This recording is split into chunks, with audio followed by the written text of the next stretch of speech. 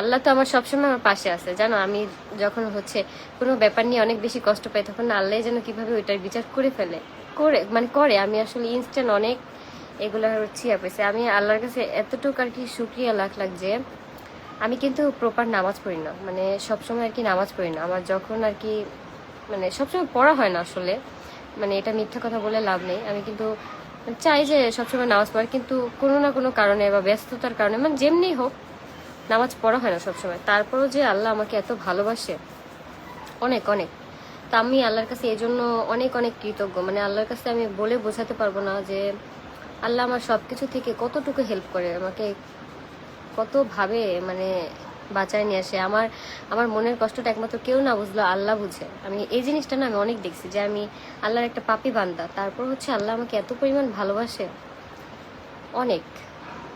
অনেকেই মানে নামাজ না পড়ে তারপর ভিডিওতে এসে বলে যে নামাজ পড়ে আসলে আমি সেই নামাজ, কিন্তু আমি না মানে কন্টিনিউ আমি কখনো নামাজ পড়ি না। তারপরেও মানে আমার এই জিনিসটা না বলতে দ্বিধা লাগে না, কারণ কি আমি যে জিনিসটা পড়ি না সেটা আমি কেন বলবো যে আমি নামাজ পড়ি না। তবে এখন থেকে আমি ট্রাই করব, এখন থেকে আমার 100% দিয়ে আমি ট্রাই করব যে আমি প্রত্যেক ওয়াক্ত নামাজ যাতে পড়তে পারি। আমি যেখানেই থাকি না কেন, আমার কাজের স্থানে থাকলেও আমি বাসায় থাকলেও আমি সবসময় ট্রাই করব যে আমি 5 ওয়াক্ত নামাজ যেন পড়তে পারি। আল্লাহ যেন আমাকে 5 ওয়াক্ত নামাজ পড়ার তৌফিক দান করে। আখি আপু তুমি অনেক ভালো মনের মানুষ, এই জন্যই আপু আমার সাথে সবসময় ভালোই হয়। আমি ভালো মনের মানুষ দেখেই তোমরা এতগুলো মানুষ আমাকে অনেক বেশি ভালোবাসো।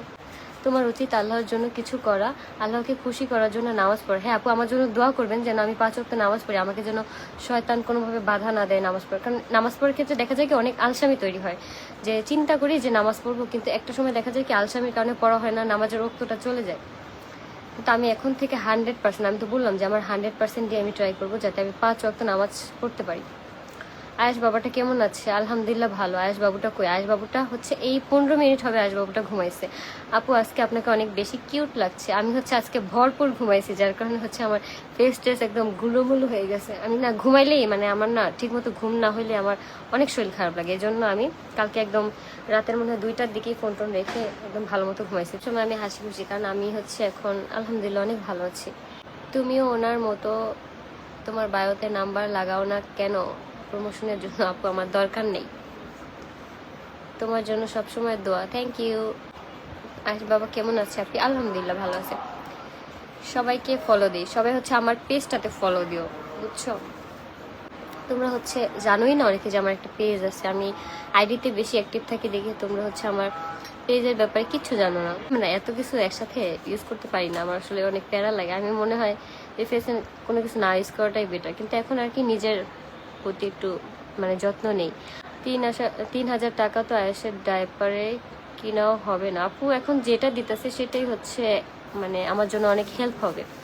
কারণ এটা হচ্ছে মানে বাসার যেহেতু 50 লাখ টাকা ঋণ আছে, তারপর হচ্ছে এখন তোমাদের ভাইয়ার আয়েশের বাবার হচ্ছে আলাদা একটা ট্রিটমেন্টের খরচ আছে। সব কিছু বুঝে আমি আর কি বলছি সমস্যা নেই, এখন দেখ পরবর্তীতে বাড়ায় দিবে। একটা সমস্যা থাকতেই পারে, এত সমস্যার মধ্যেও যে এটা দিতে পারবে সেটাই অনেক কিছু। আপু আমার নামটা নাও তাইবা। হাই তাইবা,